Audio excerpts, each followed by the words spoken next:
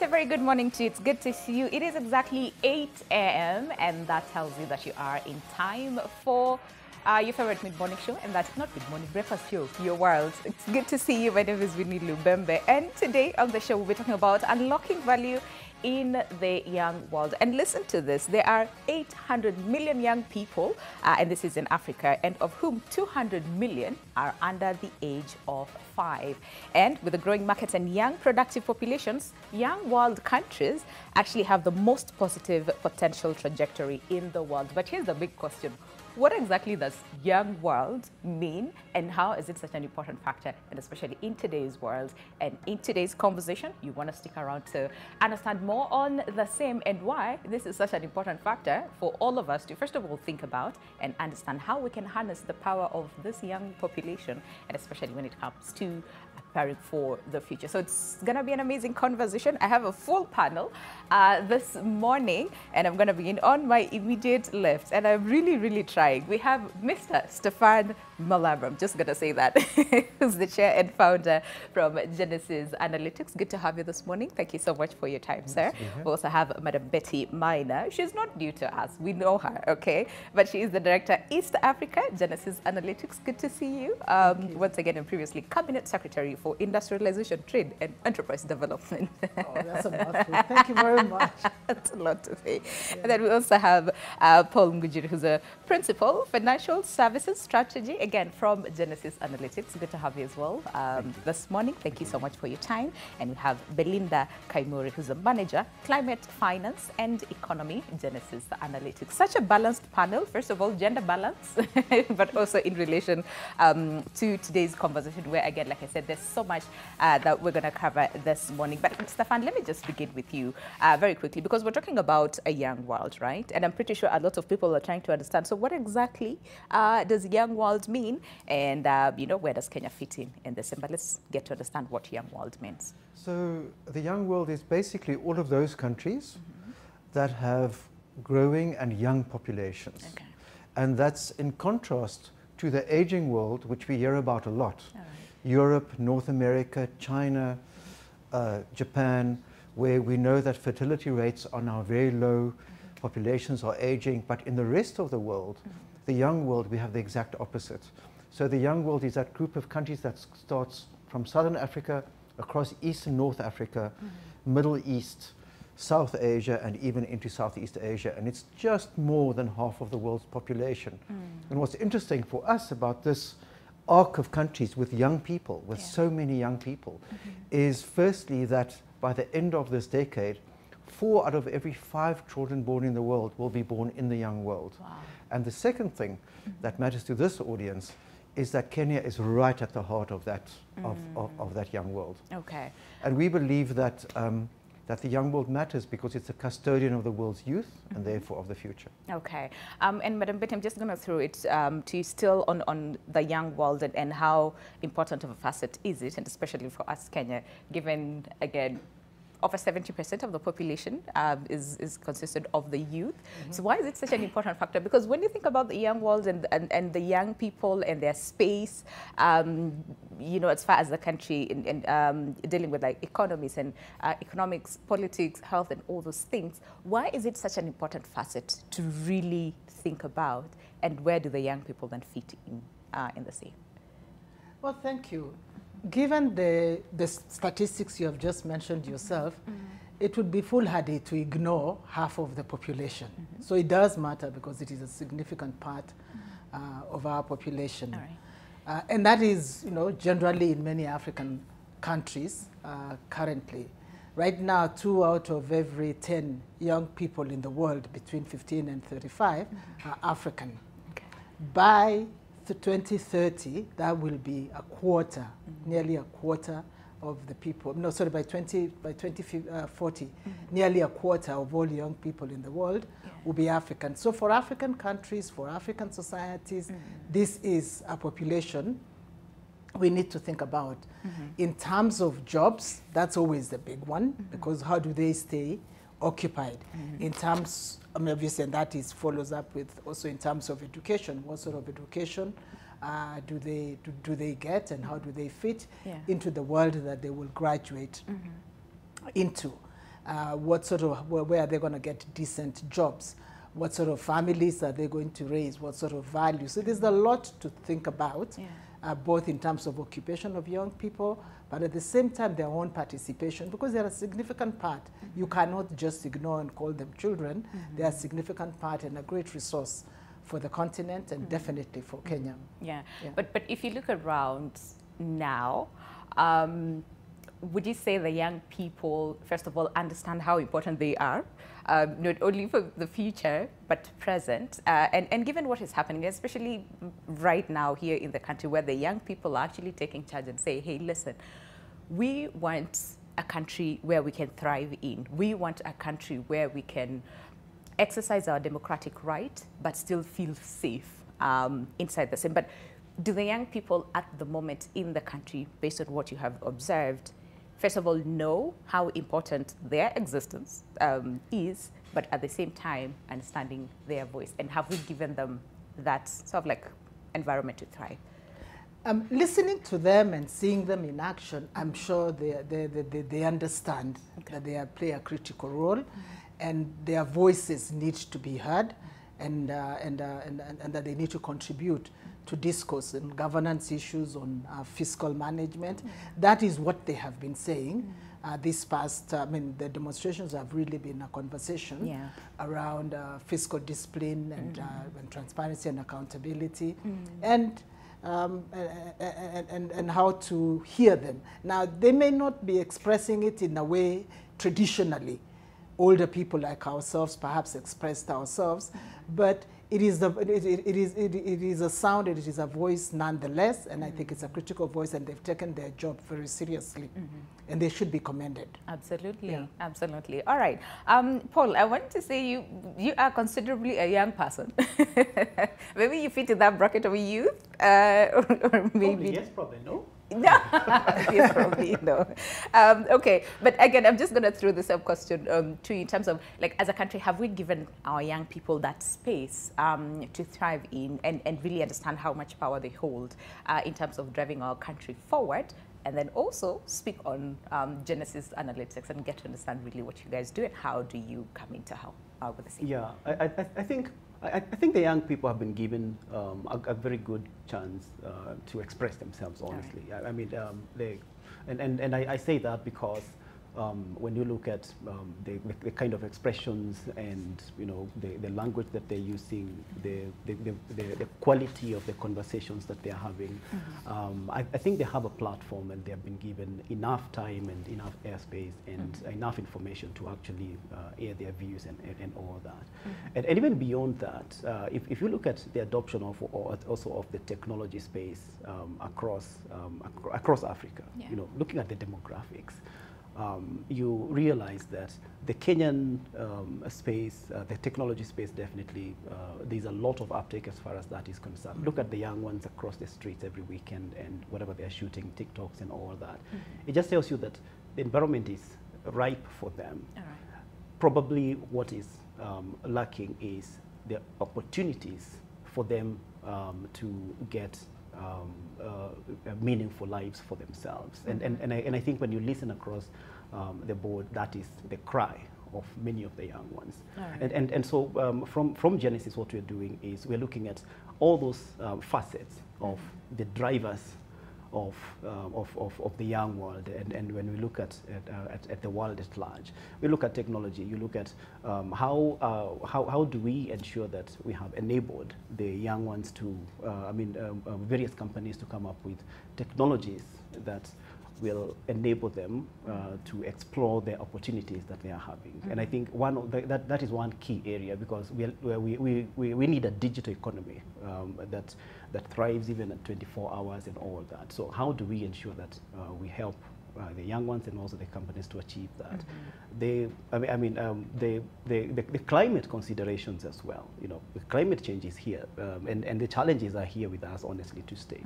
The question is then, what are we doing to help not just the young world, but across the board, to deal with the challenges, number one, and also to see the opportunities that exist within the climate change. And that definitely will mean that, because of all the the hassles and a lot of things that are happening. You also think about the healthcare matters.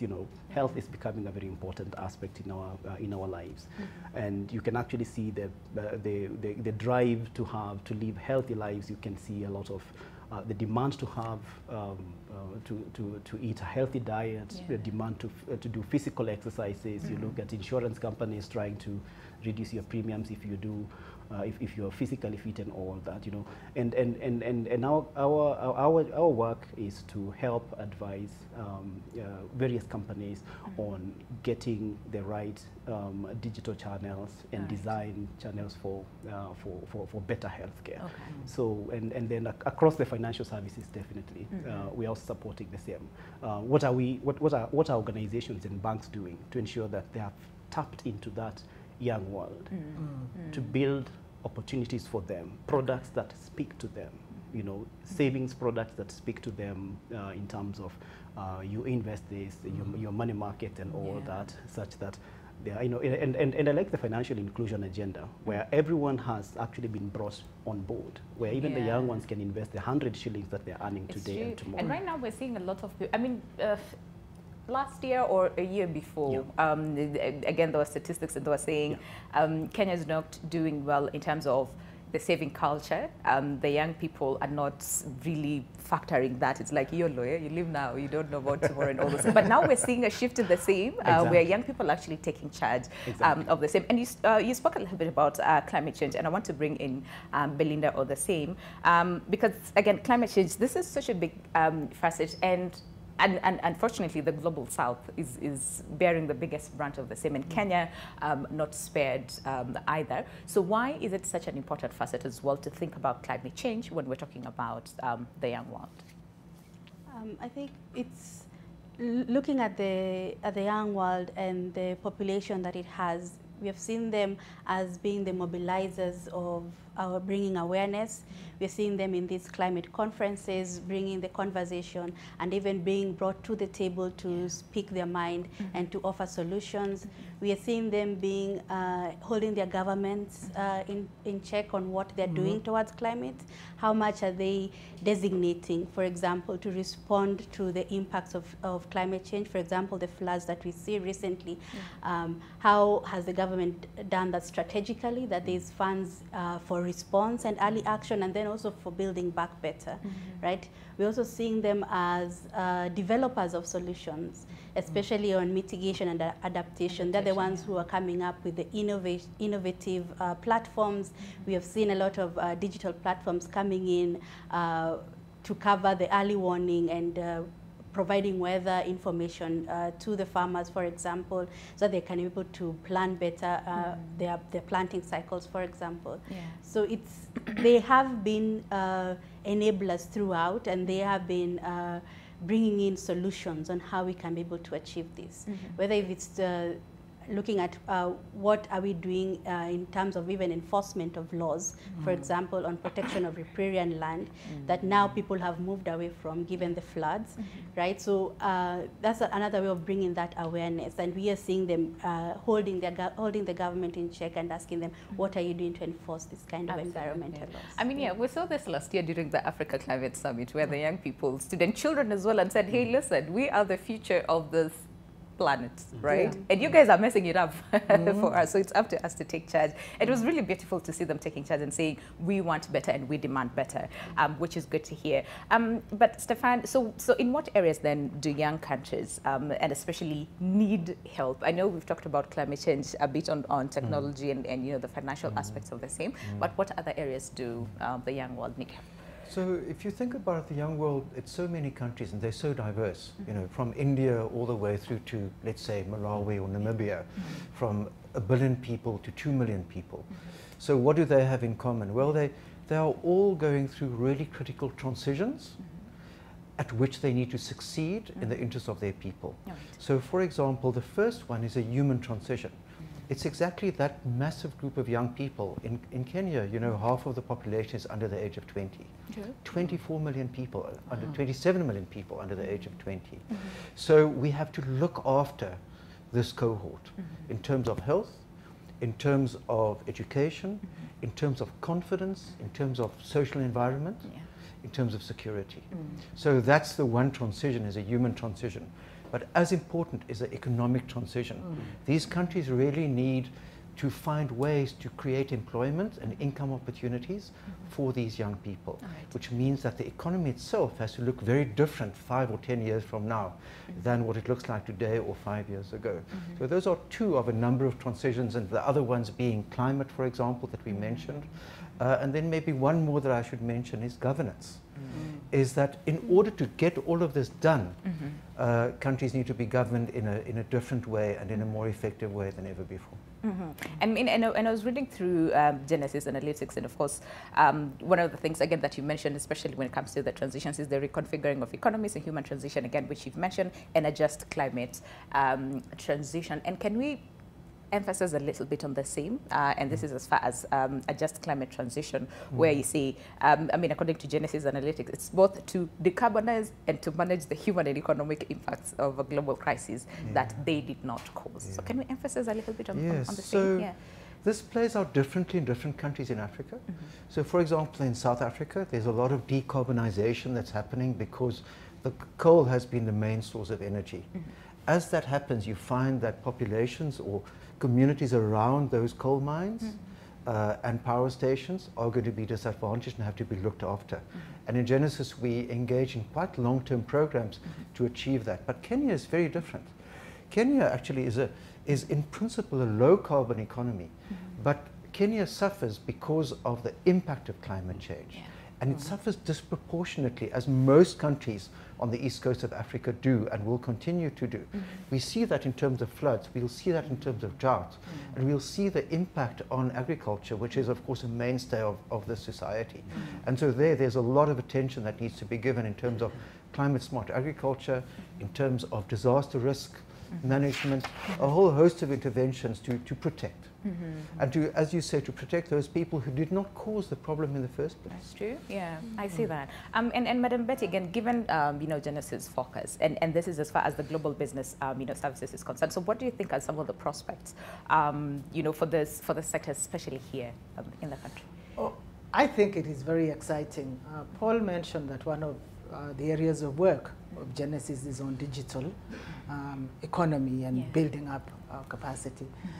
Government, I mean, Kenya has been very, very strong in building up the ICT infrastructure, and it is a stated objective to expand digital jobs. Now, what are digital jobs? And what's the size of that pie globally? We estimate that global business services, outsourcing, I usually call business processes outsourcing and related services. We estimate that in 2023, the demand is about $1 trillion currently. But most of that demand doesn't come to Africa. It is fed in North America, fed in Europe, fed in India and Philippines. Very little, less than 2% comes to Africa. There are about 42 million people that are currently engaged, and this is to Genesis and to many other players. There's really this is a great opportunity for growth. In Kenya, we probably have about 30,000 people engaged in BPO services and GBS, but most of it, let me say BPO services. But most of that, about 80% is actually local, domestic, serves the domestic market. Customer service experience, data analysis, content writing, software development. That's a bit of what we do locally.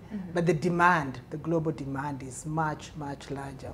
And I think really one of the ways of using, creating jobs for Kenyans is expansion of these BPO jobs.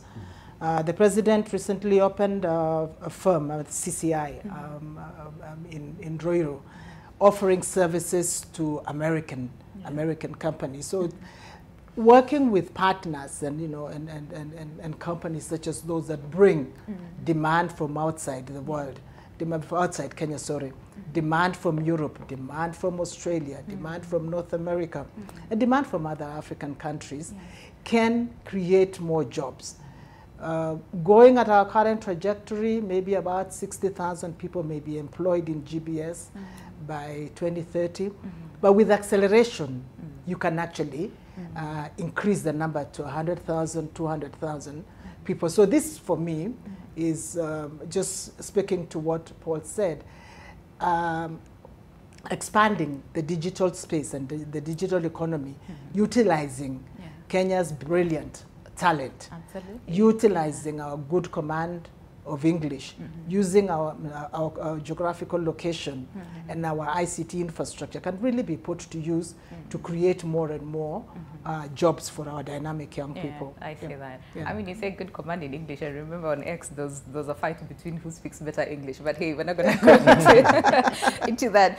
But Paul, just to emphasize more on Madam Betty's point, then, so what does sustainability, you know, of this digital jobs look like for our young people? Because I know majority of them will maybe tap into that now, but of course have this fear of what does this look like? Maybe say 5, 10, 15 years to come, because again, technology keeps changing. And what we need to do is just either play catch up.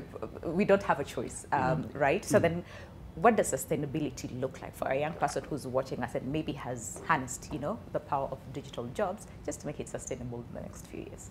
Yeah, I think that's a very interesting space to be in. One is that there are a lot of opportunities within the digital space. You know, a lot of, and we've seen a lot of people being employed by international companies, and you don't have to travel; you just work from here.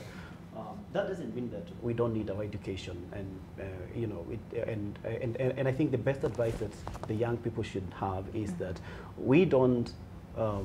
We need our traditional education and layer it with the uptake of the technology, because content, you know, context matters.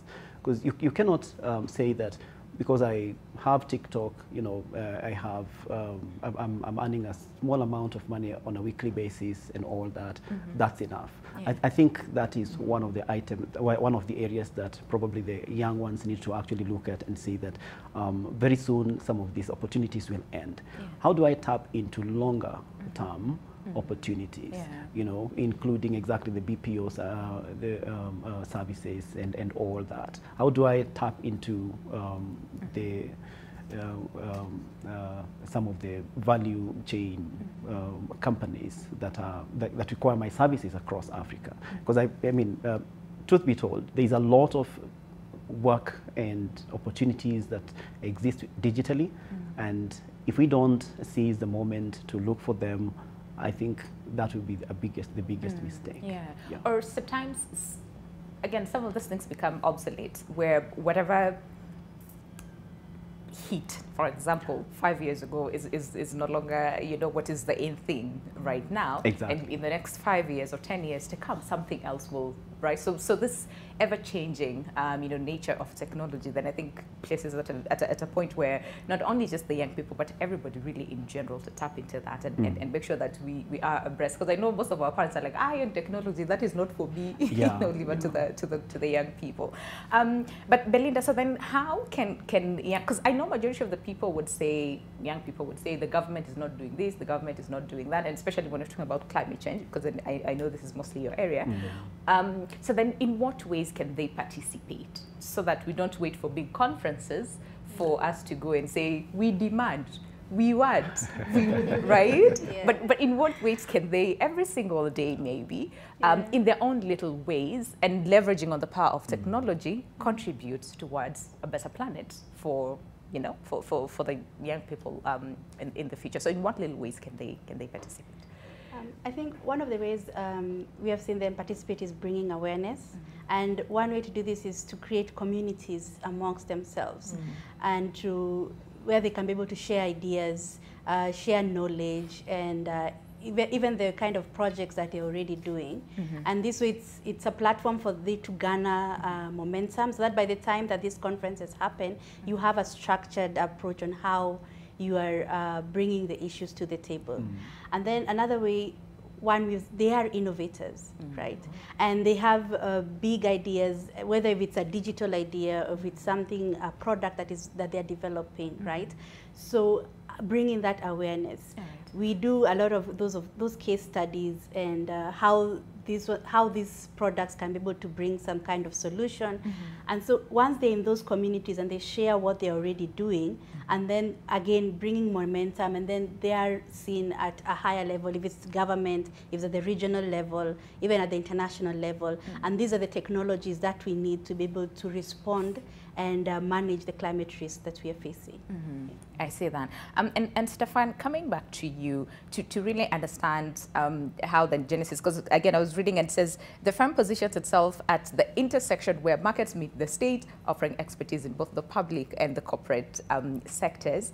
So, and during your working relations between the state and the corporate and all those things, what are the biggest challenge that you have seen, aside from what we talked about in terms of what different countries and young world really needs? What has been the biggest challenge in terms of implementation and some of the solutions that are available to help this young world really position itself in the global market? So when we think about where we fit in, we think there are three big forces.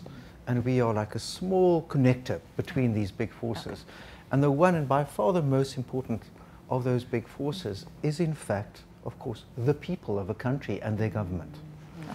Then we know, particularly in Nairobi, where there's a lot of representation, that there's a whole force of international players, of NGOs, of foundations, of multilaterals like the UN, which has a massive presence in this city. So we can call them the global common good organizations. And then, of course, there's business. There's small businesses, but the really influential businesses are these mega businesses that now dominate so many industries. You think of these hyperscalers like Microsoft or Meta or Apple, and there's a whole host of them across the board, really. And so the challenges of a country like Kenya and of all the other young world countries are complex. That's why there are challenges. They're not that easy to solve, and they need something from each of these entities to help solve.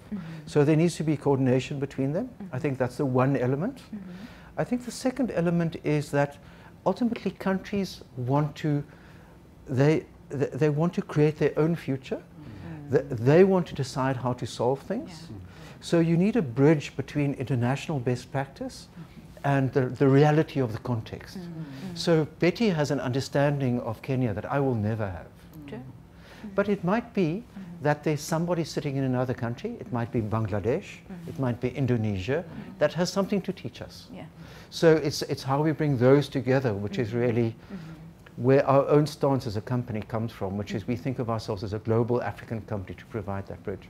Absolutely. I mean, we are interconnected, right? And there's something that we can learn from each other. In as much as yes, our focus today is mostly on young world, but there's so much that we can really learn from one another. And Madam Betsy, given what is happening here in the country right now, where there's a bit of instability right now, because most businesses are closing because they're thinking, okay, fine, whatever is happening, we're not too sure whether it's safe or not. We've seen a lot of looting. And even the president himself says we are in a bit of a crisis, right? So can we talk about the impact of this crisis, and especially to the young world, if nothing is done to solve it as soon as possible? I mean, we know what is happening, in Sudan, right? And what that has done to the economy of the country, and even to the people being displaced and all those things. So if a crisis is not resolved as soon as possible, how will this impact the young world?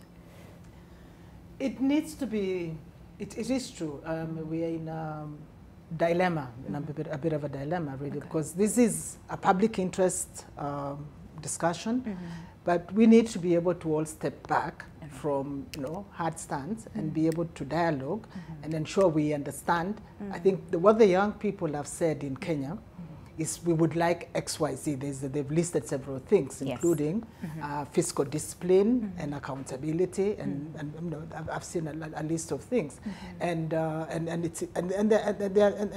are valid concerns. So it's critical that they are listened to, but it's also critical that the police themselves and others, the police particularly, conduct themselves in a manner that safeguards the constitutional freedoms that are guaranteed. Yeah. But it's also critical that we don't allow this to be hijacked by other interests that prefer unconstitutional means. Yeah. So balancing all this and and developing a listening, a listening attitude is going to be very critical. And I think we also want to note that it's not exceptional to Kenya. True. Yeah. These challenges of managing these sort of transitions and a lot of young people is happening globally. I mean, there's obviously quite a bit happening in Africa. So it's a pivotal moment. It's a moment that we must seize to be able to listen to each other, address the core concerns, but also do it within the context of our national constitutional infrastructure. Yeah. And I see what you're saying, because again, at the end of the day, it's balance. Yes, there are these demands, but then there's also this other side where the president, during one of the interviews just recently said, I have to balance. There's a country to run, but there's also the protection of the people and making sure that there's peace and stability in the country so that we all thrive, regardless of our political, differences, regardless of, where we stand really. But the point is we all thrive, and young people included. And he's very, very keen on young people. All right, so how about we take a break? But when we come back, there's still so much, to discuss as far as the young world and of course the position that they hold and how on the different ways that we are unlocking values in the same. So stick around. We're coming back after the short break. The show is Your World.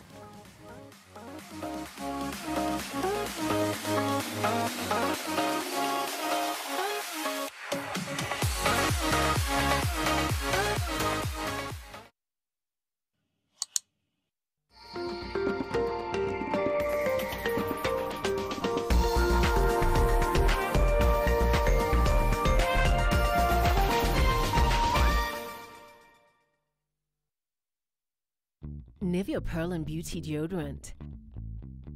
The perfect balance of 48-hour protection and care for soft, smooth, and beautiful underarms. Try our new Pearl and Beauty Black Pearl for smooth and perfumed underarms.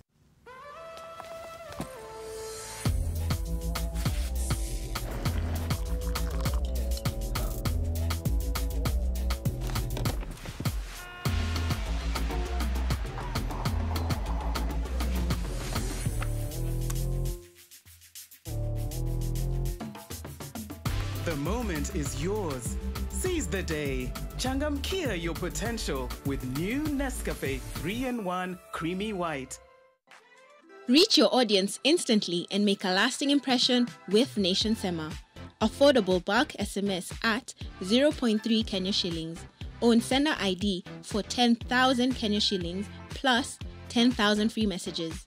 To sign up, please call 0728434979 or email us on mkibunja@ke.nationmedia.com.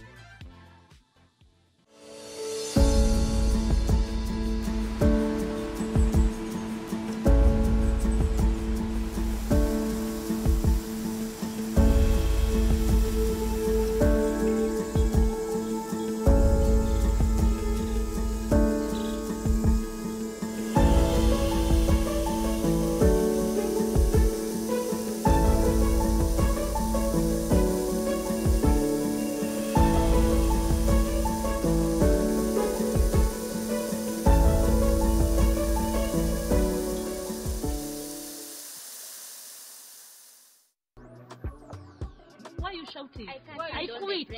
I quit. That is risk. You listen.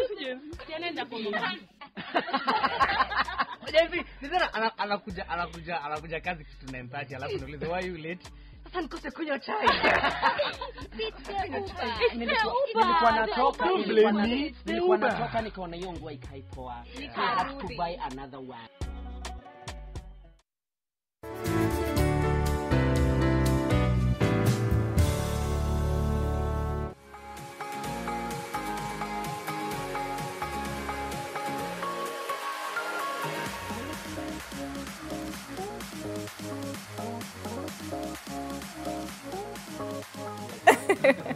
All right, well, welcome back. The conversation still continues even during the break. But if you're just joining us this morning, welcome. The show is Your World, and today we're focusing on unlocking value in the young world. And I have an amazing panel this morning from Genesis Analytics, just helping us understand really, first of all, what does young world mean?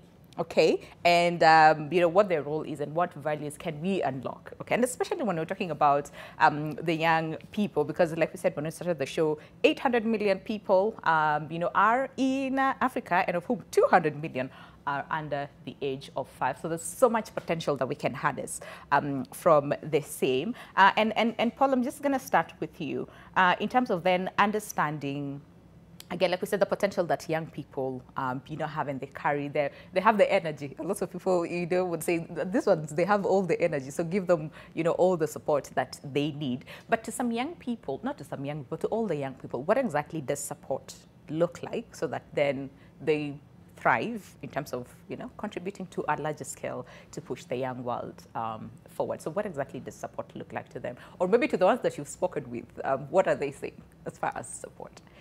Yeah, so there's a lot that definitely the young people are trying to get. You know, a decent living for a young person starts quite far. Yeah. It doesn't just come with the job and the money on the table, because you have to think about sustainable solutions. Yeah. What are some of the sustainable solutions even up to the end? And for me, the biggest win would be ensuring that our policies are aligned in the best way, that speak to opportunities that the young ones can tap into.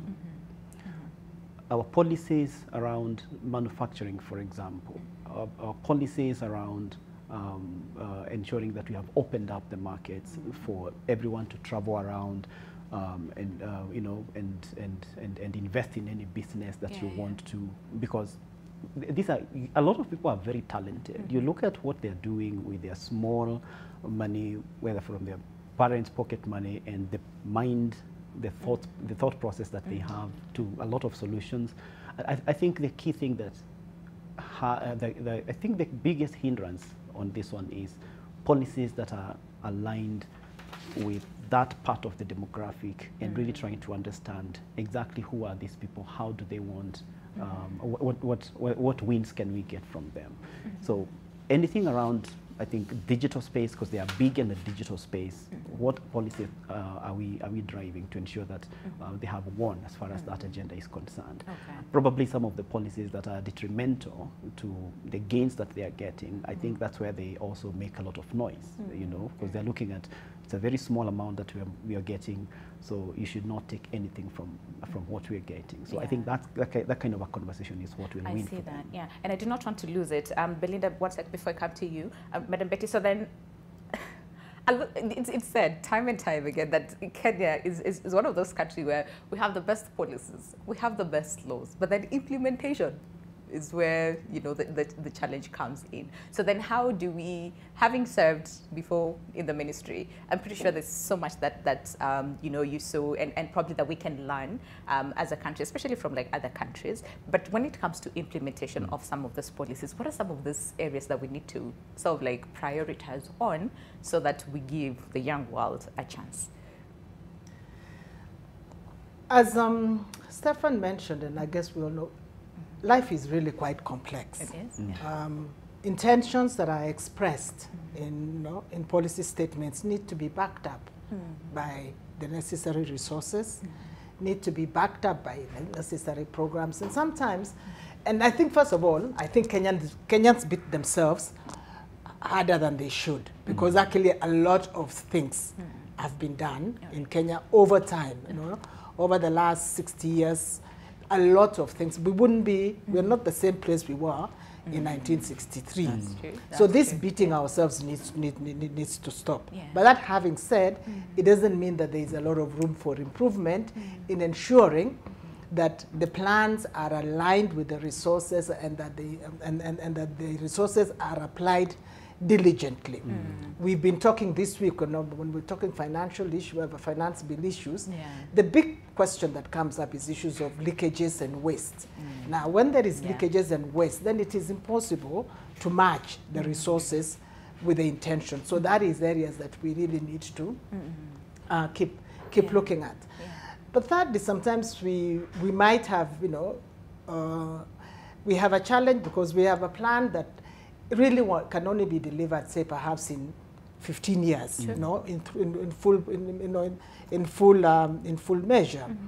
But we are also challenged by the fact that we have a short election cycle of 5 years, and we want to do many things in a, you know, quite, you know, in a short time. So you want to pump as much money into roads when you don't have that, which is why we, you know, we have find ourselves in debt. But I mean, I sympathize with political leaders because every time you show up, you know, to your people, they say, we want this road, we want this school, we want this, we want this. But if there isn't resources to do that, but there's a risk that if they don't do anything, then you'll punish them at the next election cycle. So that's a big dilemma. How do we, you know, how do we deliver long-term plans with very short-term, with the short-term circles, and that can lead to the frustration why there is perception that there is no implementation, but actually perhaps there's just been too little of it. But it's a big dilemma for political leaders. I'd say that. And Belinda, what are some of the lessons that then that we can learn from, and especially just recently what we dealt with, and this is as far as floods, you know, are concerned. Families were displaced, a lot of people lost their lives. So what is it that we can learn, that the young world in general can learn from this here? I think the first thing is to plan better, and for us to think strategically and also creatively of the financing solutions that we already have. And how this can be done is, one, to understand what do we need to focus on. We know drought and floods are a high risk for Kenya. What can we do, noting that they are the severity will increase as time goes on, given the climate is continuously being impacted and changing every day. And then next is to see how can we avoid confusion with even the financing solutions that we already have. Right? We have, as for example, we have the hunger safety net program that is triggered by drought, for example. We have the resilience, the risk finance disaster funds that are set aside by the country. What triggers their allocation, and what is the register that the country is using to allocate those funds, right? And then finally, how do we make sure that all the policy instruments that we have that guide the financing solutions speak to each other, right? That we have adaptation actions that are contributing to reducing the risks that we face with drought and floods as well. I mean, the biggest question a lot of Kenyans would ask is then, how do we prepare for the same? Because majority of the times we have seen when disaster strikes, we react after a disaster has already happened. But how do we prepare? How do we, first of all, prevent such that in the event that it happens, it's not as bad as what you know, we saw recently? So I wonder what you have to say to that in terms of preparing, because yes, we have the policies, we have some of those funds set aside, we have this law, we have all those things. When you talked about riparian lands, you know, earlier, we know as a people that we're not supposed to, you know, stay there, but we still find ourselves, you know, living in those areas that, you know, we're not supposed to. So really, how do we prepare? And this is not just to the government, right? But us as a people, and really young people, you know, to really know that, listen, it's up to us to decide what's good for us and what is not. Yes, I think it's early action, right? What do we do now to prevent what is going to happen later on? And as you've said, that we know that it's riparian land, but then we still go ahead and put our businesses on that piece of land. And most of this stems from behavioral change, that we need to change how we approach these things, that we are given the early warning communication by the Kenya Meteorology Agency. How do we act on that once we receive it, right? How do we make sure that, for the lands, for example, the riparian land that you've mentioned, that now people are not settled there. How do we enforce that and make sure they do not come back again? I know there have been efforts in fencing off some of these lands once people have moved away. And then even for that, how do you adapt and cope with it? Because as much as you respond to the risk, there's that which remains that you need to cope with, you need to adapt to it, right? And here is where, again, innovation plays a very key role, especially in looking at things holistically. We have said that agriculture is one of the mainstays for this country. So how do we make sure that that whole food system is resilient, right? What are the practices that we are doing ourselves, for example, to make sure that the piece of land that I have that has been washed away because the rivers got flooded, right? How am I doing to restore that piece of land, for example? So there are very small things here and there that can be done, and it can be as simple as, for example, planting a tree so that it holds the soil, right? And it can be something as putting a few rocks on the side of the riverbanks to protect the land from washing off and the soil from washing off. So it's incremental steps, and which are guided by early action as well as adapting and coping with what we already have. I mean, I see that, and you're absolutely right, because when you look around, especially in our communities, we have the solutions. We know the solutions to, you know, some of those things, but, you know, one way or the other, I don't know what usually happens in between that we find ourselves in a place that we are in. But Stefan, can we just address again one of this biggest issue, and we've talked about a little bit, and this is as far as jobs for the young Kenyans. And majority of the times when you speak to the young people, they tell you, us, we don't want to be given. We just want an equal, you know, playing field, that we can access, you know, these opportunities that we can, especially when it comes to the digital, you know, jobs that we talked about, we can tap into the same. So then how does Genesis come in to sort of like help, you know, in this very critical area as far as jobs or unemployment? So let's take that example of global business services as a massive potential source of jobs for young people in Kenya. And I should say not only in Nairobi. You know, one can do this across the board in a distributed way. And if we're talking about 30,000 people now, it might become, as you say, Betty, 200,000 people by 2030, but it could become 1 million people over time. So that would absorb an enormous amount. So why is that not happening now? It's not happening now because it's a bit, getting something like going is a bit like a combination lock, where you've got to get all the numbers right, not just one number. You've got, you have to get all the ingredients right in to really make it work. But making it work in this case means getting large global firms to put down very large facilities here that would employ 3,000, 4,000, 5,000 people. And those will all be young people. For them to do that, you have to have the right policies in taxes, you have to have the right infrastructure, you have to have the right incentives, you have to have the right skills, and you have to market effectively in those source countries where all that business is coming from. So in Genesis, what we do is a form of ecosystem facilitation. You build that ecosystem, and therefore you work closely with the government. So for example, in Kenya, we have an MOU with the government on global business services, which is now being renewed. We are working with a number of players in the system, the large investors, skills providers, and other facilitators that basically put all the pieces of the puzzle together, and then you can take your growth from 10% a year to 30 or 40% a year. So that's one example of the kind of work that we do as a firm. So we think ourselves not as a consulting firm, but as an impact firm, because it's really the impact that's ultimately the proof of the pudding. I like that, impact firm. Okay, but then again, so for this impact firms to come and thrive, you know, here in the country, what sort of environment, you know, should there be? Because I'm pretty sure you've had a lot of people say, oh, with everything that is going on, we've seen some people who are taking their businesses elsewhere, and then that, you know, has a ripple effect, right, to the young people.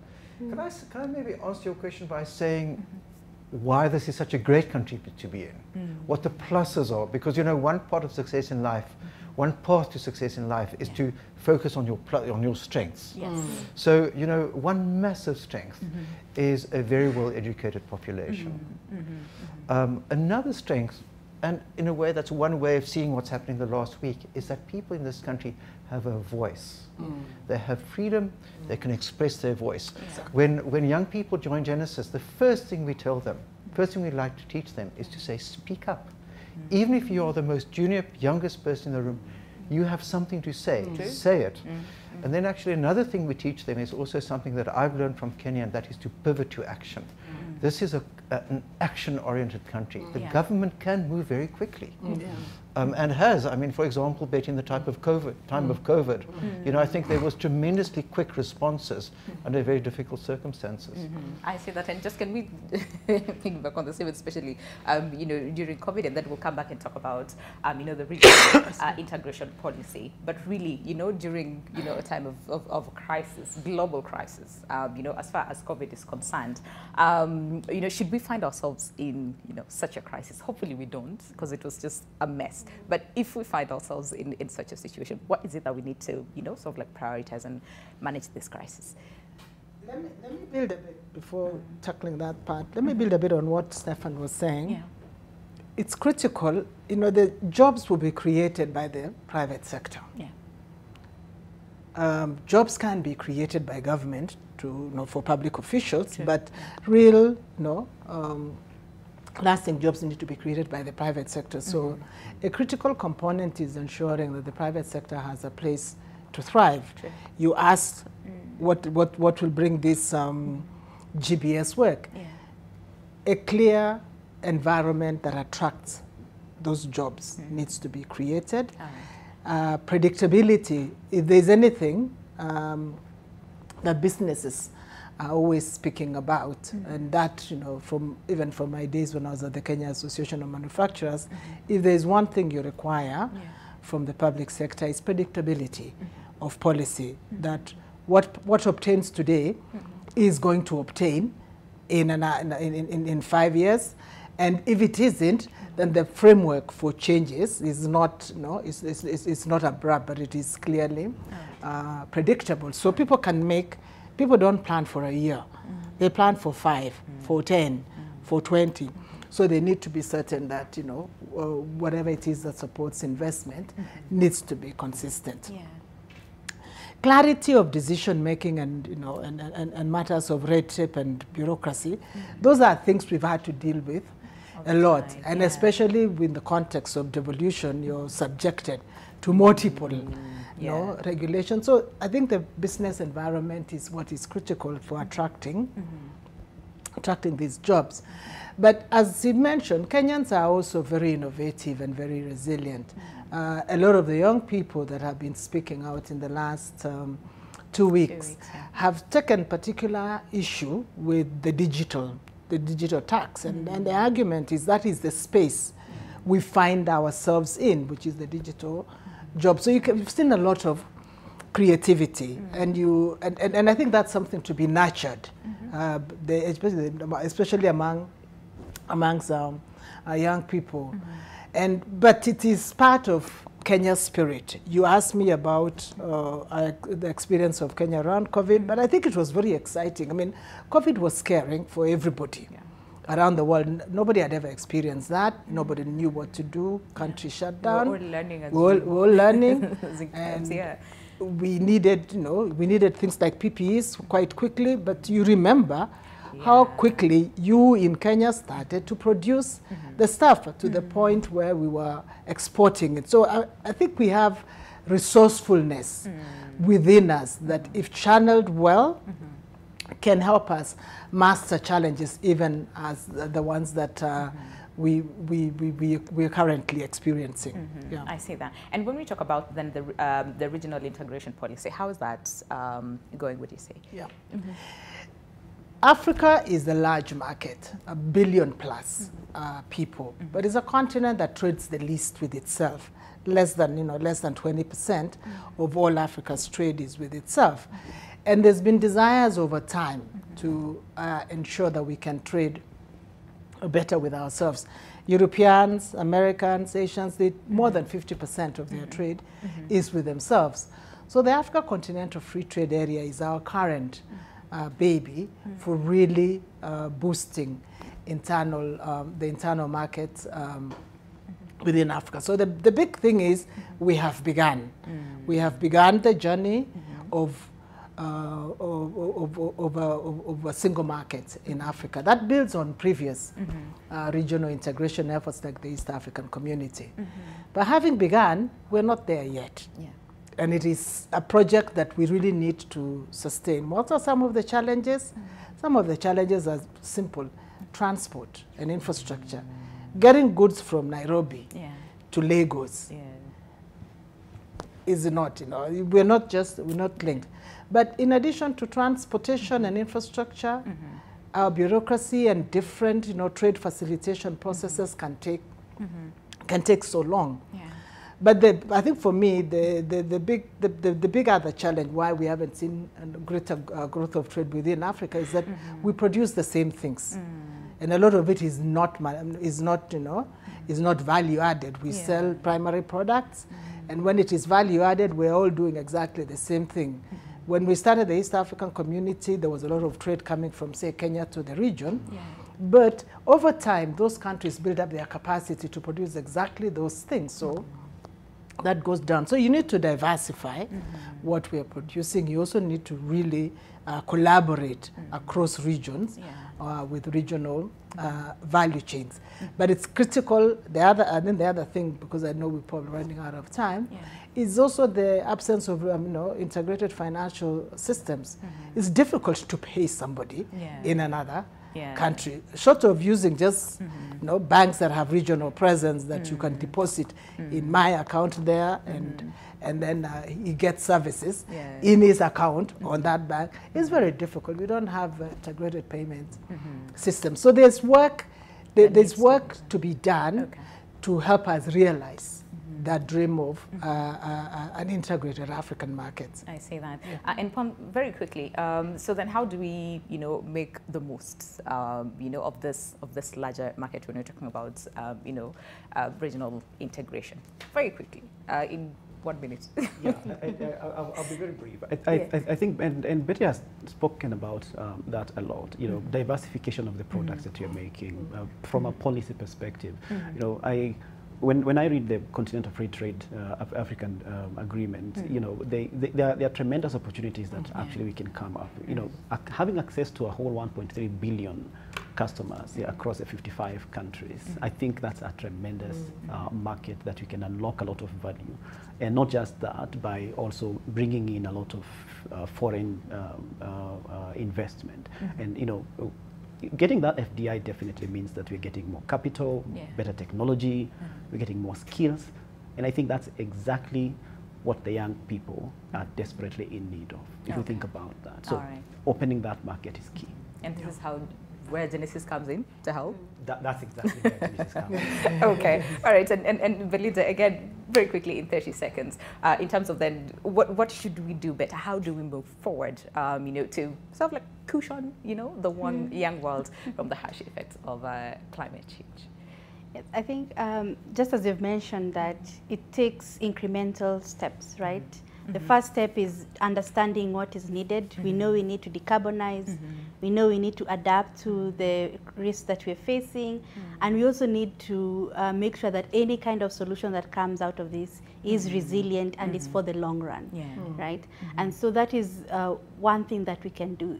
It comes from policy, it comes from the private sector, it comes from us as individuals. So we need to, as it is mentioned, to collaborate together. We all have pockets of knowledge and skills that when they come to the table and we're able to put together all of this expertise, knowledge, skills, and approaches, then we have a very holistic and solid way of moving forward to the future. I see that. Ooh, you know how to keep time. All right, so as we finish, Stefan, and you'll close this for us, because we've talked a lot, as far as, challenges and what exactly is happening in the young world and the opportunities that are there. But when it comes to change, right, how do we enforce and make sure that change happens, okay? And how does Genesis come in to push, for that as we wind up the conversation? And we need for that like half a minute.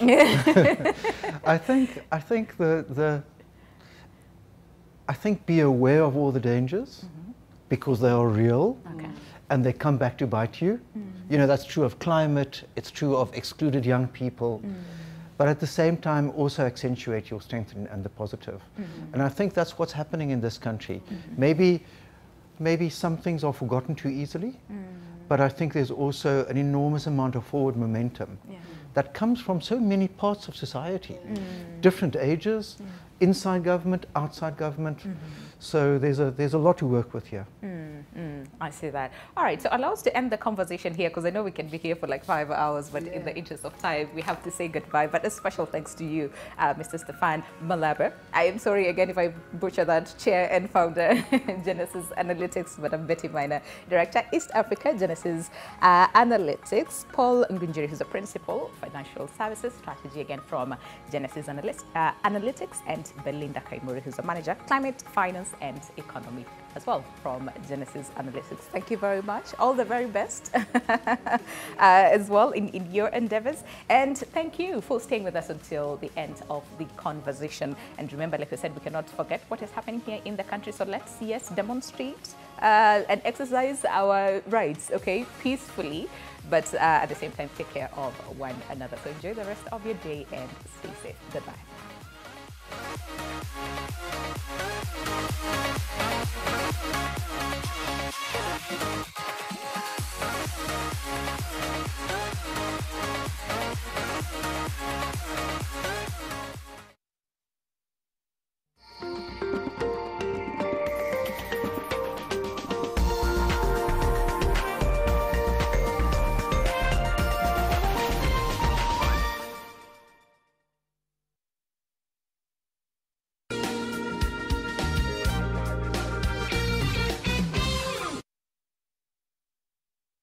Get ready to have your mind blown. Yo, what up, party people? It's your boy DJ Exclusive, aka the People's DJ, aka Bazu, and you are tuned in.